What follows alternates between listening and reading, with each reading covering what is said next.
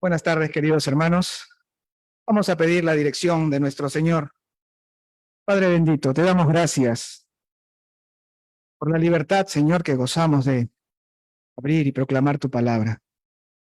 Te pedimos ahora, Señor, que a pesar de los labios indignos de este pecador, Señor, sea tu Espíritu el que inspiró tu palabra también el que ahora nos hable, conforme a la necesidad de cada uno de nosotros, que tú conoces. En el nombre bendito de tu amado Hijo Jesús te lo rogamos. Amén. Amén. Sin duda muchos como yo llegamos a esta porción de la iglesia del Señor y llegamos a la familia del Señor, sin duda por su gracia. Y como en mi caso encontramos una comunidad establecida que nos recibió con amor. Incluso encontramos un edificio, ahora de 4 pisos, que nos acoge cada semana y durante las semanas en las diferentes actividades que aquí se desarrollan. Pero difícilmente, queridos hermanos, nos detenemos a pensar que todo esto alguna vez tuvo un inicio. Y al ver las imágenes que se han proyectado hace un momento, personalmente me resulta imposible no sentirme conmovido y lleno de gratitud al Señor por aquellos hombres, por aquellas mujeres a quienes el Señor tocó el corazón y puso a su servicio para levantar esta obra en favor de tantas almas a quienes el Señor llegó, transformó y salvó por su palabra. Amén. A lo largo de estos 50 años, a lo largo de estas décadas y hoy mismo, queridos hermanos, porque el Señor es fiel a su palabra. Escuchar también los saludos fraternos y llenos de afecto y gratitud de parte de nuestros hermanos que están en el extranjero y de nuestros compañeros de milicia, en nuestras extensiones en misioneras, en provincia, muestran la fidelidad del Señor, cómo Dios honra su palabra y cuánto favor tiene para nosotros. El Señor es bueno. Y estas historias, hermanos míos, como las que hoy nosotros contamos gozosos y agradecidos, y que es motivo de celebración, tiempo que Dios nos regala, se han repetido a lo largo de la historia y siguen repitiéndose cada día alrededor del planeta. En medio de las circunstancias humanas que todos conocemos, de situaciones a veces incluso dolorosas y otras también que avergüenzan, pero que sin embargo no pueden detener la obra de Dios con aquellos que son suyos. El Señor sigue siendo fiel a su palabra y podemos ver el comienzo de todas y cada una de estas historias, incluyendo la nuestra, que reunidas, hermanos míos, forman parte de la historia de la iglesia de Jesucristo, que es una, que es santa por cuanto ha sido separada del mundo para ser santificada por su Espíritu, pero apostólica además, por cuanto se afirma en los fundamentos de los apóstoles que recibieron de nuestro Señor Jesús, y universal, enviada a llevar el mensaje de salvación. Y precisamente en los textos que hemos leído del Evangelio de Mateo, con el cual culmina la historia evangélica, y que registran las últimas palabras que Jesús resucitado tiene para sus discípulos, o dirige a sus discípulos. Allí, hermanos míos, podemos ver el comienzo de una nueva etapa en la historia de la vida de los discípulos y en la historia de la salvación. Etapa que se inicia con el mandato que recibe este pequeño grupo de elegidos, pero que por las misericordias de Dios se ha extendido hasta nuestros días. ¿Qué les parece si miramos nuevamente los versículos que hemos leído? Los versículos 16 y 17. La palabra del Señor dice, pero los 11 discípulos se fueron a Galilea, al monte que Jesús les había señalado, y cuando lo vieron, lo adoraron. Pero algunos dudaban. Hasta allí. Y algo que de inmediato nos muestra este pasaje en estos primeros versículos es que los discípulos están juntos. Los discípulos se reúnen, se mantienen así, reunidos. Y a lo largo del Evangelio y en los registros que tenemos de la vida de la iglesia en las Escrituras, la iglesia, por su propia naturaleza se caracteriza por ser una comunidad, un cuerpo. Es decir, queridos hermanos, hombres y mujeres, grandes y chicos, que siendo diversa y heterogénea culturalmente, como de hecho es la iglesia, está unida por un mismo Dios y Padre, un mismo Señor y Salvador y un mismo Espíritu. Y aún cuando vemos también que a lo largo de la historia de la Iglesia de Jesucristo, la diáspora y la dispersión por causa de la persecución y de otras circunstancias humanas forman parte de la realidad, de su realidad, de la realidad de la Iglesia, pero que a pesar de ello, inexorablemente, la Iglesia del Señor busca y por su gracia consigue reunirse, porque ni por un instante la Iglesia deja de ser una comunidad, la comunidad del Espíritu Santo. Y en estos versículos que hemos leído del Evangelio de Mateo vemos a los discípulos reunidos, emprendiendo juntos su camino hacia la dirección que el Señor les había señalado. Mírenlo ustedes. Y fíjense además que no están todos los que fueron en un principio. ¿Se han dado cuenta? Mateo señala que eran 11 y no 12, porque no estaba más entre ellos Judas, el traidor.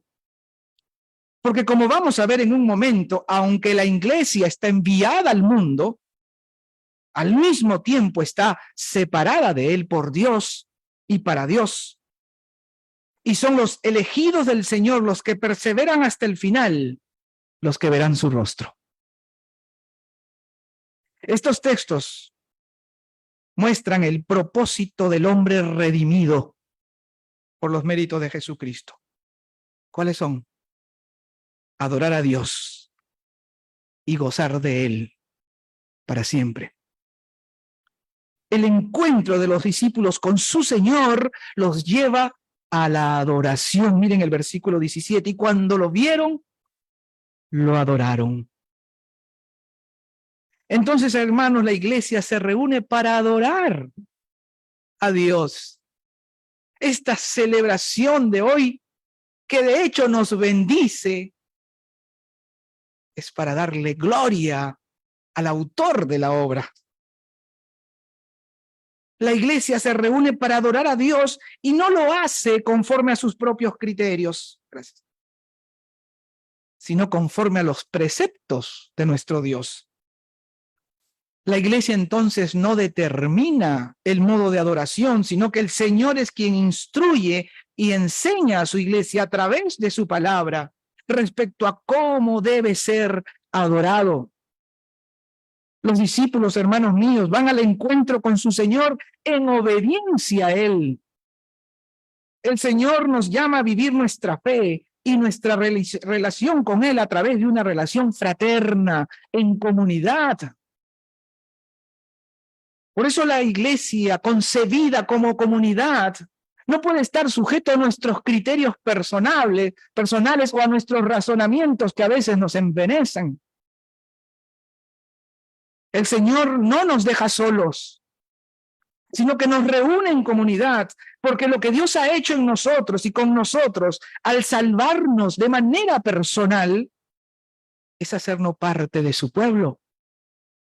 Es hacernos parte de su familia y de su comunidad.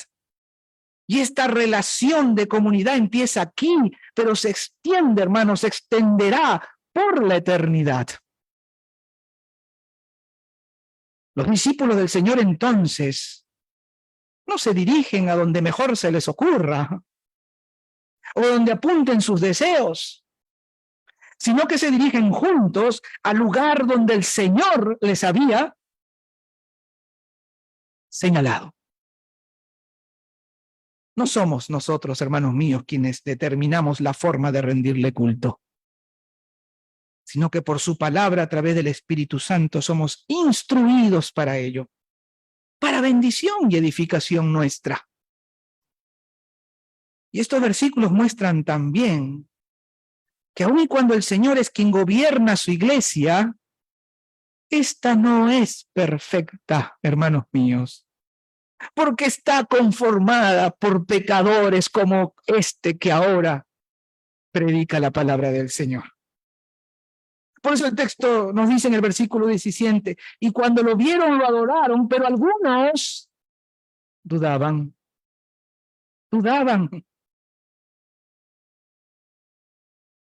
Ante la presencia del mismo Señor resucitado, dudaban. Esa es nuestra realidad, queridos hermanos. Eso somos. Somos la iglesia de Cristo, sí, pero no hemos dejado de ser pecadores y por tanto somos una iglesia imperfecta que sufre crisis de fe. Y en medio de nuestra imperfección y en medio de nuestra duda, es decir, en medio de nuestra infidelidad que ofende a Dios, sin embargo somos socorridos por aquel que sí es fiel. Miren el versículo 18. Jesús se acercó y les dijo: toda autoridad me ha sido dada en el cielo y en la tierra. ¿Qué disipa entonces la duda y la falta de fe, hermanos míos? Pues la presencia del Señor y su palabra. La presencia del Señor y su palabra. Jesús se acercó. Él es quien se acerca. Es el Señor que viene hasta nosotros. Jesús se acercó y les dijo, el Señor es quien se acerca para hablarnos. Y el Señor nos habla ahora por su palabra. Dios se ha revelado en Cristo, de quien la Biblia da testimonio. Es su palabra, fuente hacedora de fe, como dice ella misma, viva y eficaz poder de Dios para salvación. Todos, hermanos míos, podemos, y seguro, de hecho, creo yo que hemos experimentado momentos de flaqueza,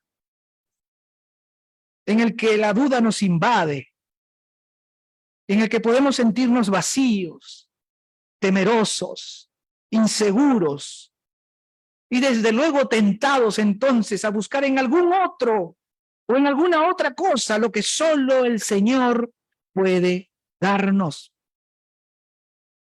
Pero es entonces cuando más necesitamos ponernos ante su presencia y meditar en su palabra.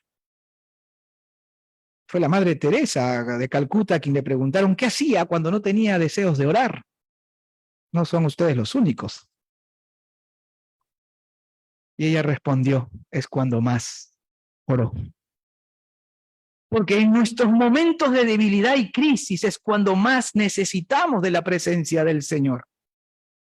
Cuando sentimos que nos hemos quedado solos, cuando creemos que no hay respuesta a nuestro clamor, cuando la vanidad del pensamiento nos quiere controlar, cuando dudamos, es cuando más necesitamos hallarnos, humillarnos y ponernos ante la presencia de nuestro Señor. Él es quien viene hasta nosotros. No se mantiene lejos, hermanos míos, sino que se acerca y por su palabra nos habla. Y cuando dejamos que el Señor nos hable, entonces nuestras dudas se disipan.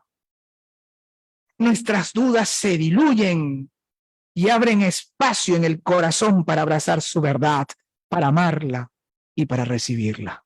Amén.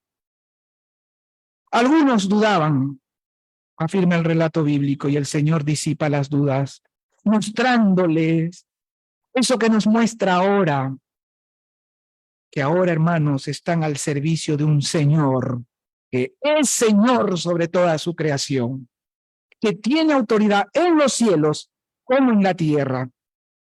Y ese es el primer credo de la iglesia. Jesús es el Señor. Y siendo quien es, el Señor tiene una misión para sus discípulos.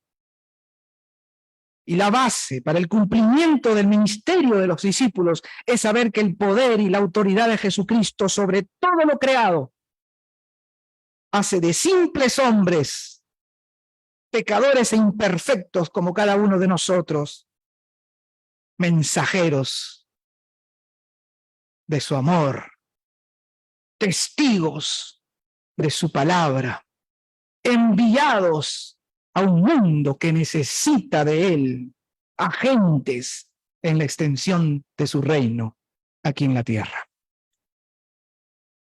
Porque donde quiera que la voluntad del Señor es hecha, hermanos míos, allí está el reino de Dios. Desde luego que esperamos la manifestación total, inimaginable del reino de Dios, pero podemos ver sus luces en las vidas transformadas que se rinden en obediencia al Señor y que responden con amor a aquel que nos amó primero. Jesús es el Señor de toda la creación y con esa autoridad no les hace una invitación, hermanos, tampoco a nosotros. Él nos hace un mandato que va a transformar la vida de estos discípulos y que va a transformar las nuestras para siempre. Versículos del 19 al 20. Por tanto,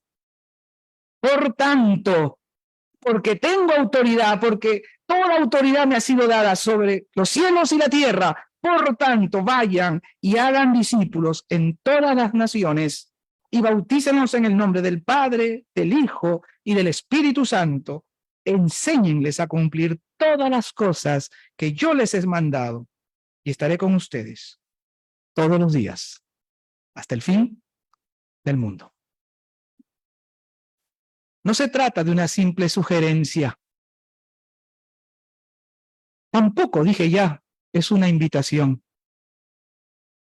Es el mandato de quien tiene autoridad y espera ver su misión cumplida. Vayan, o como diríamos con una mejor traducción, yendo. No se trata de ir a un lugar determinado, yendo por donde quiera que nos lleva la vida. Yendo. Hagan discípulos. ¿Y quiénes llegan a ser discípulos? Llama la atención, hermanos míos, la forma casi exclusiva que tiene el Nuevo Testamento para referirse a los creyentes con este término. Cierto, también se usa el término cristiano, pero solo en 3 ocasiones. Nosotros nos llamamos mucho así, cristianos, ¿verdad? Pero ¿cuántos nos llamamos discípulos? El Señor, y en su palabra, para referirse a los creyentes, es casi generalizado el término discípulo. Y es importante notarlo, hermanos míos, porque el Señor no manda simplemente reunir gente en los templos. El mandato no es llenar la iglesia. Para eso el marketing funciona. El mandato es hacer discípulos suyos y sin su presencia eso no es posible. Y el discípulo, a diferencia incluso de un simple alumno, el discípulo sigue a su maestro y sigue sus enseñanzas. Es decir, inicia una relación de pertenencia. El discípulo pertenece a su maestro y asume un compromiso de aprendizaje constante, de crecimiento constante en el conocimiento de su Señor. Ser discípulo entonces es ser un seguidor, alguien que brilla con la luz que brota de su maestro, del cual solo somos reflejo. Y la iglesia ha recibido el encargo y el mandato de hacer discípulos de Jesucristo, no de los líderes. No somos discípulos de los líderes, somos discípulos de Jesucristo. Por lo tanto, el corazón de la misión de la iglesia, hermanos míos, es llevar el evangelio, es proclamar el evangelio, porque el evangelio, por el evangelio, despertamos a la fe en Jesucristo. Como bien señaló el apóstol Pablo, la fe viene por el oír, y el oír por la palabra de Dios. Este es el mandato que ha recibido la iglesia. Llevar el mensaje de esperanza y salvación a todas las naciones, cumpliéndose así la promesa que Dios hizo a Abraham de hacer benditas todas las familias de todos los pueblos de la tierra. Jesucristo es el Mesías prometido a los judíos, por quienes viene la salvación de toda la humanidad. Por eso el mandato es hacer discípulos en todas las naciones, pues en Cristo ya no hay judío ni griego, dice su palabra, tampoco esclavo ni libre, ni hay varón ni mujer, porque todos somos uno en Cristo Jesús. ¿Y quién ha recibido este mandato?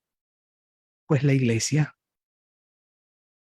Y la iglesia somos todos, llamados a reunir, llamados a hacer y llamados a ser discípulos, bautizándolos como señal pública y externa de nuestra pertenencia al Señor y enseñándoles a guardar todas las cosas que el Señor Jesús ha mandado. ¿Cómo se le llama eso?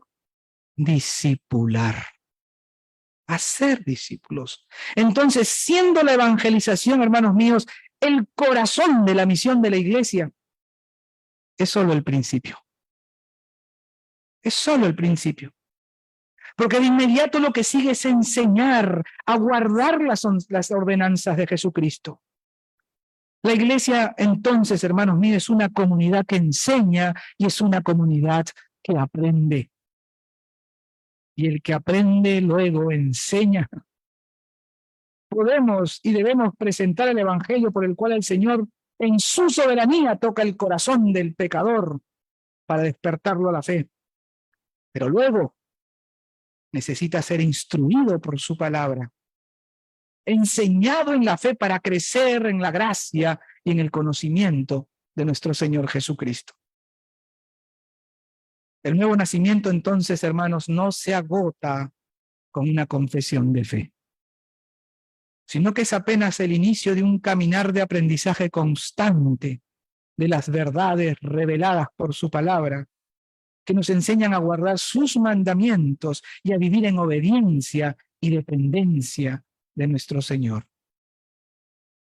Estos hombres habían sido hechos discípulos por el Señor, que los había elegido. Ahora, bajo la soberanía de Dios que elige a los que son suyos, estos debían reproducir esa experiencia de enseñanza y aprendizaje con otros en todas las naciones. Pues así como fueron hechos discípulos enviados a predicar el evangelio, debían también formar a otros discípulos que igualmente prediquen el evangelio y hagan nuevos discípulos para la gloria de Dios. Y según lo que la palabra de Dios, hermanos míos, nos ha mostrado hasta aquí, vemos que la iglesia tiene como misión, ya lo dijimos, primero, reunir discípulos, es decir, ser una comunidad que se reúne y lo hace en obediencia a Dios para adorarle y para edificarnos unos a otros. Pero además una comunidad misionera llamada a ser discípulos a través de la evangelización y la enseñanza. Y ser una comunidad formada por discípulos, esto es, ser discípulos. Pues siendo una comunidad que tiene como Señor a aquel que es Señor en los cielos y Señor en la tierra, cuya autoridad suprema y soberana es sobre toda la creación, debe entonces encarnar y dar testimonio del señorío de Jesucristo en la totalidad de nuestras vidas. Si Jesucristo es Señor de todo, y yo soy iglesia de Jesucristo, y usted es iglesia de Jesucristo, entonces debemos dar testimonio de su señorío en nuestras vidas y en todos los planos de ella, no únicamente en lo religioso, sino en nuestra vida conyugal, como padre, como hijo, como comerciante, como trabajador, como estudiante, como miembro de la sociedad que soy, como ciudadano digno del Evangelio de Cristo. Mas nada de esto, hermanos míos, es posible por nosotros mismos. Nada de esto es posible por nosotros mismos.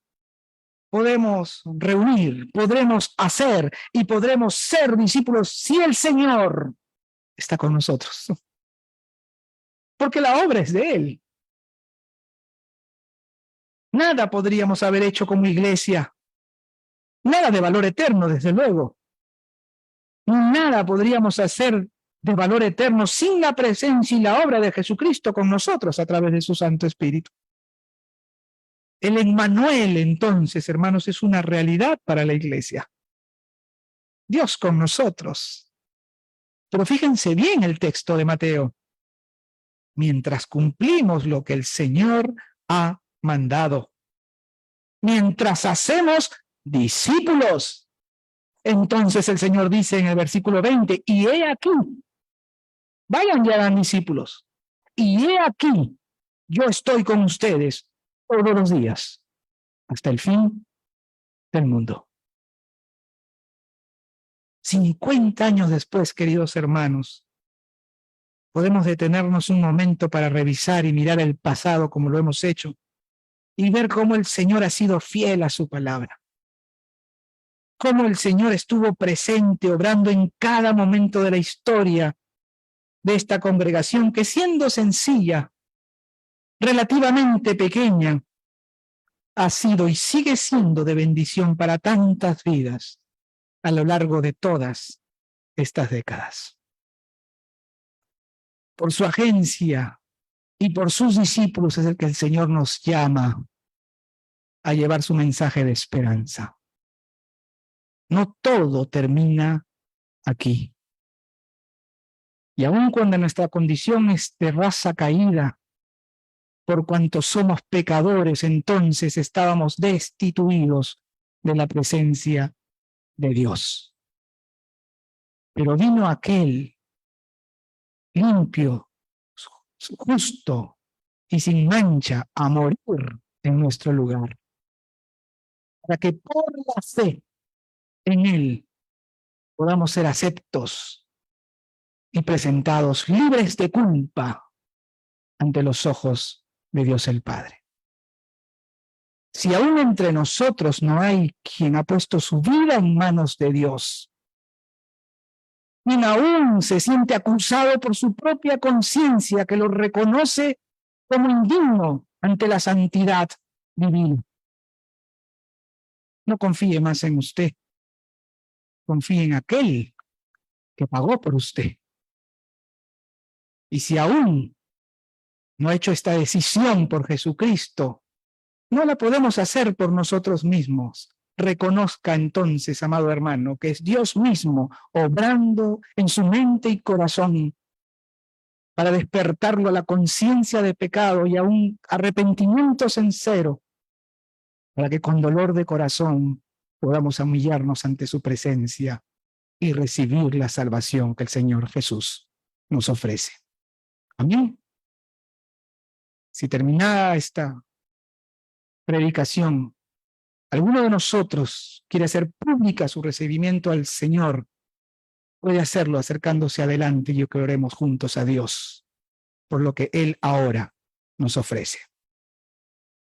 El Salmo 117, que también se ha leído y que tiene una visión escatológica, es decir, futura y superior, que verá su cumplimiento pleno en el día postero. Sin embargo, hermanos míos, es una realidad para la iglesia del Señor, que reúne, que hace y es en sí misma una comunidad de discípulos de todas las naciones y de todos los pueblos que alaban al Señor, como dice el Salmo, que proclaman su grandeza, su misericordia y su fidelidad.